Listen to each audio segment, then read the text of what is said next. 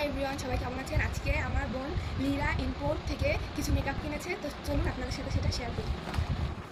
প্রথমে এই কনসিলারটা, যেটা দিয়ে সে তার বিভিন্ন দাগ মুছে ফেলবে বা তার চোখের নিচে দিয়ে ডার্ক সার্কেল, যেই দুঃখটা সে লুকাবে এটা দিয়ে। তারপরে আছে আইলাইনার, যেটা হলো যে তার চোখকে সে মায়াবী করবে এটা দিয়ে। এরপর আছে মাস্কারা, যেটা দিয়ে সে তার চোখের পাপড়ি বড় বড় করে করবে আর কি। তারপরে আছে মেকআপ সেটিং, যেটা সে লাগাবে মেকআপ করার পর, এবং তার মধ্যে কোনো ঘাম থাকবে না, মেকআপটা থাকবে খুবই সুন্দর থাকবে।